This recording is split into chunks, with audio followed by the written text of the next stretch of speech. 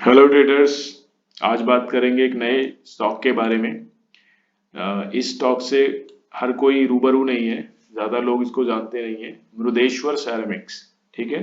मृदेश्वर सैरामिक्स जो है, ये वर्टिफाइड टाइल्स और वॉल टाइल्स बनाते हैं। वर्टिफाइड टाइल्स वो होती हैं जो ज़मीन पर फ्लोरिंग के लिए काम आती हैं, और वॉल टाइल्स जो दीवारों पे टाइल्स आपके घरों में लगी हैं, वो सारी यही कंपनी बनाती है। मतलब इस तरह ये टाइल्स बनाती है वो।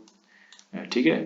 तो इसमें क्या करना है, इसमें देखना है हमें कि क्या क्या हमें कंफर्मेशन मिल रहा है। अगर कोई एंट्री हमारी बनती है तो इसमें एंट्री हम लेते हैं कि नहीं। फिलहाल हम देखते हैं कि एक ब्रेकआउट हुआ है। किस चीज का ब्रेकआउट हुआ है? अपने ऑल टाइम फेवरेट एक राउंडिंग बॉटम का ब्रेकआउट हुआ है। ठीक है। तो राउंडिंग बॉटम का जब ब्रेकआउट होता है तो क्या होता है कि सेकंड चीज हमको इसमें क्या देखनी होती है, वॉल्यूम देखने होते हैं। तो देखिए वॉल्यूम जो है कितना ज्यादा आया हुआ है, और वॉल्यूम के साथ ही ब्रेकआउट हुआ है, तो सेकंड कंफर्मेशन हो गया। थर्ड कंफर्मेशन है कि देखिए 200 डे मूविंग एवरेज के ऊपर ये स्टॉक अभी चल रहा है। यहाँ से ये प्राइस धीरे धीरे 200 डे मूविंग एवरेज के ऊपर अपनी पोजीशंस बना रहा था। ठीक है।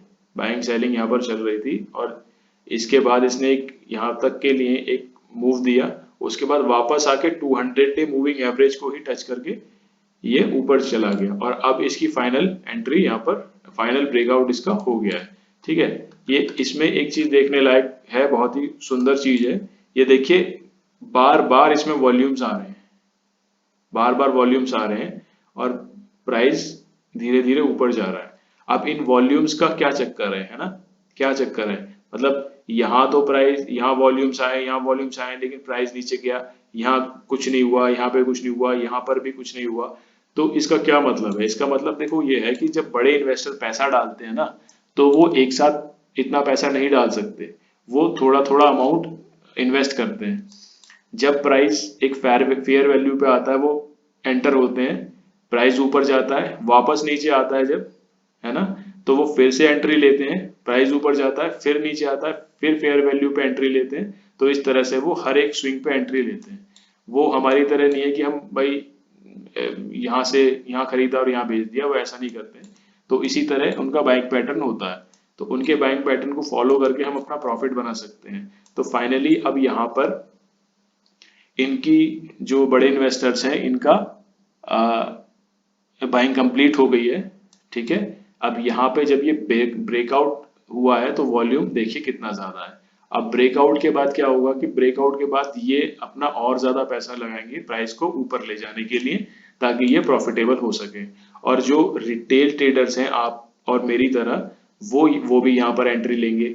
इस तो प्राइस ऑटोमेटिकली शूट अप करेगा। ठीक है ना? जहाँ जहाँ एक गाड़ी को एक आदमी धक्का लगा रहा है, और जहाँ पे बहुत सारे लोग धक्का लगा रहे हैं, तो जहाँ पे बहुत सारे लोग धक्का लगा रहे हैं तो गाड़ी ज्यादा तेज चलेगी, है ना? तो यहाँ से प्राइस तेजी से मूव करने को तैयार रहता है। इसीलिए मुझे ये पैटर्न बहुत पसंद है। मैं इसको बहुत ज्यादा फॉलो करता हूँ। जहां भी मुझे ये मिलता है, मैं प्राइस को, मैं उस स्टॉक को छोड़ता नहीं हूँ।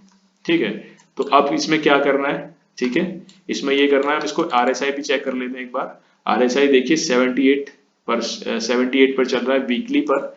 और अगर डे चार्ट की बात करें तो डे चार्ट पे 72 पे चल रहा है। ठीक है। डे चार्ट पे भी देखिए, डे चार्ट पे एक चीज दिखाता हूं मैं आपको। 200 डे मूविंग एवरेज के ऊपर यहाँ पर ये रुका हुआ था, और जब ये ऊपर गया तो इसने इस कैंडल में एक ब्रेकआउट करने की कोशिश की, लेकिन रेजिस्टेंस की वजह से ऊपर जा नहीं पाया।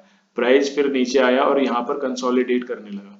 जब भी रेजिस्टेंस के नीचे कंसोलिडेशन इस तरह का होता है, एक एक एक इस तरह का कोई रेक्टेंगल टाइप का बनता है ना, या कोई रेंज बनती है, तो उसका मतलब होता है या तो प्राइस अब ऊपर जाना ही जाना है, या प्राइस नीचे जाना है जाना। ठीक है। तो हमारा प्राइस ऊपर जाना था। क्यों? हमें कैसे पता चला? क्योंकि हमारा एक राउंडिंग बॉटम पैटर्न बन रहा था। तो अगर वो वॉल्यूम के साथ एक कैंडल ऊपर बना देता है, तो उसका मतलब है कि ये ब्रेकआउट हो गया और प्राइस ऊपर जाएगा। तो अब इसमें हम एंट्री बना सकते हैं। अब एंट्री हमारी क्या बनेगी? देखिए एंट्री बनेगी हमारी इसी लेवल पे। मैं हमेशा ये कहता हूँ, कभी भी ऊपर के प्राइस पे बाय ना करें, चाहे स्टॉक निकल जाए कोई दिक्कत नहीं है। ठीक है ना? यहाँ पर बाय करें लो प्राइस पे। आप मार्केट में जाते हैं, ठीक है, आपका फ्रेंड कोई शर्ट सपोज 500 रुपीज की लेकर आया और आप मार्केट में जाते हैं, शॉपकीपर कहता है 600 की है, तो आप बोलते हैं कि नहीं, मेरे मेरे फ्रेंड ने तो 500 की ली है, मैं 5 की लूंगा, नहीं तो मैं नहीं लूंगा, ठीक है ना। इसी तरह आपको भी यहाँ पे भी करना है। अगर आपको ऊपर के प्राइस पे महंगी कोई चीज मिल रही है तो आपको क्यों बाय करनी है, चाहे वो निकल जाए, दूसरी बाय कर लेंगे, क्या हो गया, ठीक है, बहुत सारे स्टॉक हैं हमारे पास। आपको फेयर वैल्यू पे ही बाय करना है, तभी आपको प्रॉफिट होगा। अगर आप यहाँ बाय करते हैं और प्राइस 1-2 पॉइंट ऊपर जाके नीचे गिर जाता है तो आपको लॉस होगा, इसीलिए यहाँ पे बाय करें। अगर आपका 5 to 10 पॉइंट्स भी ऊपर चला गया तो आप प्रॉफिट में रहेंगे, ठीक है। तो फेयर वैल्यू पे हमेशा बाय करें 58.50, ठीक है, ये आपका बाइंग जोन है। इसकी आप 10 to 12% फर्स्ट टारगेट ले सकते हैं, यहाँ तक तो ये जाएगा ही जाएगा 100%, 10% तो आपको देगा ही देगा। और उसके बाद अगर सेकंड टारगेट है 70 रुपीज का, 70 रुपीज पे ये 20% आपको टारगेट दे देगा। तो 70 रुपीज पे हमारा सेकंड टारगेट है, फर्स्ट टारगेट है हमारा यहाँ पर 63 पर, ठीक है। और अगर प्राइस नीचे जाता है तो एसएल हमारा होगा कहाँ पर, 56.50 पर, ठीक है। 1 पॉइंट का एसएल है हमारा, बस, ज्यादा बड़ा एसएल नहीं है। अगर कोई और भी सेफ खेलना चाहता है तो वो एसएल दे सकता है 53.50 का। अगर इससे नीचे प्राइस जाता है तो ये एनालिसिस इनवैलिड हो जाएगी, दोबारा से एनालिसिस करनी पड़ेगी, फिर इसमें कोई एंट्री नहीं बनती है जब तक दोबारा से कोई ब्रेकआउट या कुछ ऐसा हो नहीं जाता, ठीक है। तो अगर यहाँ पे मंडे में कोई बुलिश कैंडल बनती है नीचे आने के बाद, या वही कैंडल रिटेस्ट कर वापस जाती है अपसाइड के लिए, तो आप एंट्री बना सकते हैं और टारगेट ले सकते हैं, ठीक है। तो ये एनालिसिस है, और ये मेरी मेरी एनालिसिस है, आप भी एक बार अपनी तरह से कर लें। मैं जैसा कि कहता हूँ, हर किसी की एनालिसिस करने का तरीका अलग होता है, स्टॉक को देखने का तरीका अलग होता है, तो आप अपने हिसाब से भी कर लें, किस तरह से आप करते हैं, अपने हिसाब से अपने इंडिकेटर्स, अपनी साइकोलॉजी के हिसाब से भी एक बार देख लें, तो ज्यादा बेहतर होगा, ज्यादा अच्छे रिजल्ट्स मिलेंगे, है ना। एक आदमी काम करता है तो कम रिजल्ट मिलते हैं, 2 आदमी काम करते हैं सेम चीज पे तो जल्दी और अच्छे रिजल्ट्स मिलते हैं। तो आप भी एनालिसिस कर लें, इसको वॉच लिस्ट में डालें मंडे के लिए, और चैनल को सब्सक्राइब करके जरूर जाएं और वीडियो को लाइक करके जरूर जाएं, ठीक है। और थैंक यू।